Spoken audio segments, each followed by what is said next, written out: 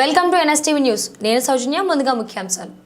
సంవిధాన్ గౌరవ్ దివస్ కార్యక్రమంలో భాగంగా రాజానగరం నియోజకవర్గంలోని కోరుకొండ మండలం కోటికేశవరం గ్రామంలో దళితవాడలో దళిత కుటుంబాలతో కలిసి ఎంపీ శ్రీమతి పురంధరేశ్వరి సహపంక్తి భోజనం చేశారు.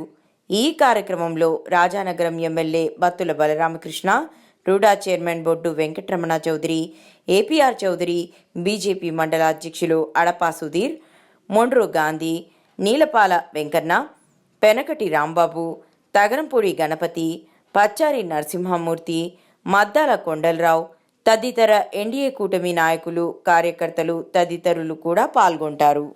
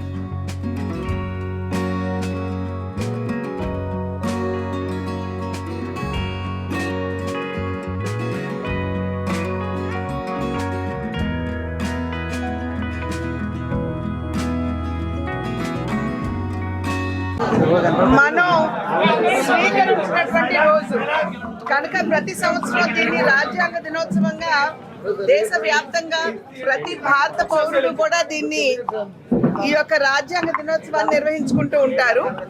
భారతీయ జనతా పార్టీ ఆది నుండి కూడా రాజ్యాంగ స్ఫూర్తి ఏదైతే ఉందో సమాజంలో ఉన్నటువంటి వారందరికీ కూడా కుల మత వర్ణ వర్గాలకు అతీతంగా అందరికీ న్యాయం చేయాలి అనేటువంటి రాజ్యాంగ స్ఫూర్తి ఏదైతే ఉందో మొదటి నుండి కూడా దాన్ని అనుసరిస్తూ వస్తున్నటువంటి నేపథ్యం.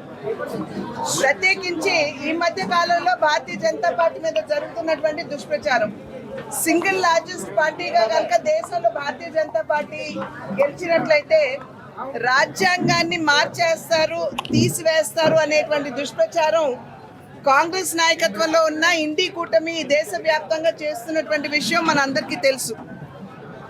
ఆ నేపథ్యంలో నేను మీ మాధ్యమంగా ప్రజలందరికీ గుర్తు చేయవలసినటువంటి విషయం, నరేంద్ర మోడీ గారు ఒకానొక సందర్భంలో వారు చెప్పినటువంటి మాట ఏమిటంటే, నేను ఈరోజు ఈ స్థాయికి ఎదిగాను అని అంటే అది కేవలం రాజ్యాంగ మాధ్యమంగా బాబాసాహెబ్ అంబేద్కర్ గారు మాకు ఇచ్చినటువంటి రిజర్వేషన్ల వల్లనేనని చెప్పి వారు ఘంటాపదంగా చెప్పినటువంటి విషయం. అది మాత్రమే కాకుండా అనేక సందర్భాల్లో రాజ్యాంగాన్ని మార్చివేస్తారు అని చెప్తున్నటువంటి కూటమి ఏదైతే ఉందో వారు ఒక్కసారి ఆత్మ పరిశీలన చేసుకోవాలి. రాజ్యాంగ సవరణ దేశవ్యాప్తంగా మన రాజ్యాంగ సవరణ 106 పర్యాయాలు జరిగినట్లయితే 75 పర్యాయాలు కాంగ్రెస్ అధికారంలో ఉన్నప్పుడే జరిగినటువంటి విషయం ప్రతి ఒక్కరూ గమనించాలి. అప్పుడు వారు చేసినటువంటి రాజ్యాంగ సవరణ కనుక చూసినట్లయితే 370 అధికారిని ప్రవేశపెట్టి జమ్మూ కాశ్మీర్ని భారతదేశం నుండి వేరు చేయడం, అదేవిధంగా ఏదైతే 356 ఆర్టికల్ ఉందో దాన్ని దుర్వినియోగం చేస్తూ ప్రజాస్వామికంగా ఎన్నుకోబడినటువంటి ప్రభుత్వాలు, కాంగ్రెసేతర ప్రభుత్వాలు ఎక్కడన్నా ఉంటే వాటిని రద్దు చేయడం. దానికి నిదర్శనం నందమూరి తారక రామారావు గారు ముఖ్యమంత్రిగా ఉన్నప్పుడు వారి ప్రభుత్వాన్ని కూడా ఇక్కడ ఏ విధంగా రద్దు చేశారో మీ అందరికీ తెలుసు. తిరిగి నేను గుర్తు చేయవలసినటువంటి అవసరం లేదు. ఈ రకంగా అనేక సందర్భాల్లో స్వలాభాపేక్ష కోసం కాంగ్రెస్ పార్టీ అప్పుడు అధికారంలో ఉన్నప్పుడు రాజ్యాంగ సవరణ చేస్తే భారతీయ జనతా పార్టీ ఎప్పుడెప్పుడు అధికారంలోకి వచ్చినా వారు కూడా రాజ్యాంగ సవరణ చేశారు. కానీ భారతీయ జనతా పార్టీ నాయకత్వంలో జరిగినటువంటి రాజ్యాంగ సవరణ కనుక మీరు చూసినట్లయితే బీసీ కమిషన్కి చట్టబద్ధత లేకపోతే బీసీ కమిషన్కి చట్టబద్ధత కల్పిస్తూ బీసీ కులాల్లో ఉన్నటువంటి బిడ్డలకి న్యాయం చేయడానికి ప్రయత్నం జరిగింది. అదేవిధంగా 370 అధికారిని రద్దు చేసి జమ్మూ కాశ్మీర్ భారతదేశంలోని అంతర్భాగమేనని చెప్పి తెలియజేయడం జరిగింది. ఈ మధ్య కాలంలో నారీ శక్తి అధినియం అనేటువంటి చట్టాన్ని తీసుకుని వచ్చి నిన్న మొన్నటి వరకు కేవలం లోకల్ బాడీస్లో మాత్రమే మహిళలకి రిజర్వేషన్లు ఉంటే దీని మాధ్యమంగా 33% రిజర్వేషన్లు పార్లమెంటు అసెంబ్లీలో కూడా మహిళలు కల్పించడం జరిగింది. కనుక భారతీయ జనతా పార్టీ నాయకత్వంలో కూటమి ఎప్పుడు అధికారంలోకి వచ్చినా దేశానికి హితం, అదేవిధంగా సమాజంలో ఉన్నటువంటి అన్ని వర్గాల వారికి కూడా న్యాయం చేయాలి అనేటువంటి భావనతోటే సవరణలు జరిగాయి అనేటువంటి విషయం మనం గమనించాలి. ఇవాళ మరి బాబాసాహెబ్ అంబేద్కర్ గారిని అమితంగా గౌరవించే పార్టీ భారతీయ జనతా పార్టీ. ఏ విధంగా కాంగ్రెస్ పార్టీ జవహర్లాల్ నెహ్రూ గారి హయాంలో వారిని అగౌరవపరిచారో మనందరికీ తెలుసు. వారు హిందూ కోడ్ బిల్ ఏదైతే తీసుకురావాలని చూశారో దాన్ని రానివ్వకుండా అడ్డుకున్న నేపథ్యంలోనే వారు ఆత్మక్షోభకి గురై ఆనాడు రిజైన్ చేయడం జరిగింది. వారు రాజీనామా చేసిన తర్వాత 2 పర్యాయాల ఎన్నికలు జరిగినా బాబాసాహెబ్ అంబేద్కర్ మీద అభ్యర్థిని నిలబెట్టి కాంగ్రెస్ వారిని ఓడించడం జరిగింది 2 సార్లు. అది మాత్రమే కాకుండా బాబాసాహెబ్ అంబేద్కర్ గారిని ఓడించినటువంటి అభ్యర్థికి పద్మభూషణ్ ఇచ్చి వారిని సత్కరించడం కూడా జరిగింది. బాబాసాహెబ్ అంబేద్కర్ గారి చిత్రం కనీసం పార్లమెంట్లో కాంగ్రెస్ పార్టీ అధికారంలో ఉన్నప్పుడు పెట్టలేదు. కానీ భారతీయ జనతా పార్టీ ఎప్పుడైతే కూటమిగా అధికారంలో ఉన్నారో భారత్ రత్న ఏదైతే కాంగ్రెస్ పార్టీ వారికి ఇవ్వలేదో భారత్ రత్న బాబాసాహెబ్ అంబేద్కర్ గారికి ఇచ్చి గౌరవించుకోవడం, అదేవిధంగా వారి జీవితంతో ముడిపడినటువంటి 5 ప్రాంతాలు, వారు జన్మించిన ప్రాంతం, విద్యను అభ్యసించినటువంటి ప్రాంతం, వారు మంత్రిగా బాధ్యతలు స్వీకరించిన ఇల్లు, అదేవిధంగా వారు తుది శ్వాస విడిచినటువంటి ఇల్లు, లండన్లో వారు బ్యారిస్టర్ చదివిన ఇల్లు, వీటన్నిటినీ కూడా భారత ప్రభుత్వం ఇవాళ పంచతీర్థాలుగా అభివృద్ధి చేయడం కూడా నాయకత్వంలో ఉన్నటువంటి కూటమి ప్రభుత్వం చేయడం జరిగింది. కనుక అన్ని విధాలా కూడా బాబాసాహెబ్ అంబేద్కర్ గారిని భారతీయ జనతా పార్టీ గౌరవించుకోవడం, అదేవిధంగా రాజ్యాంగ స్ఫూర్తికి అనుగుణంగా పరిపాలన అందిస్తున్నటువంటి భారతీయ జనతా పార్టీ కాబట్టి ప్రజలందరూ ఈ విషయాలన్నింటినీ కూడా గమనిస్తున్నారని చెప్పి నేను భావిస్తున్నాను.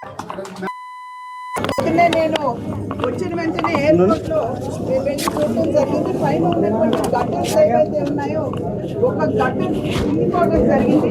అక్కడ చెప్పినటువంటి విషయం నట్స్ అయ్యి టైటిల్ చేసినటువంటి సందర్భంలో అది కొంచెం కుంగిందని చెప్పారు. కానీ అక్కడ నేను వాకప్ చేసినప్పుడు ఆ క్రేన్ ఏదైతే ఉందో ఒక వైర్ తెగి ఆ క్రేన్ పట్టడం వలన అక్కడ గట్టర్ కొంచెం కుంగిందని చెప్పారు. రామ్మోహన్ నాయుడు గారు సివిల్ ఏవియేషన్ మినిస్టర్, వారితో కూడా నేను ఫోన్లో మాట్లాడాను. వారి తరఫు నుండి కూడా ఒక కమిటీని ఏర్పాటు చేసి ఈ దుర్ఘటన ఎలా జరిగింది అనేటువంటి విషయాన్ని నిర్ధారించుకోవడానికి ఒక ఎంక్వైరీ కమిటీని వేశారు. ఎయిర్పోర్ట్స్ అథారిటీ వైపు నుండి కూడా ఐఐటి నేతృత్వంలో ఒక కమిటీని వేయడం జరిగింది. 2-3 రోజుల్లో రిపోర్ట్ వస్తుంది. వచ్చిన వెంటనే ఎవరైతే బాధ్యులుగా ఉన్నారో వారి మీద కఠిన చర్యలు ఖచ్చితంగా తీసుకోవడం జరుగుతుంది.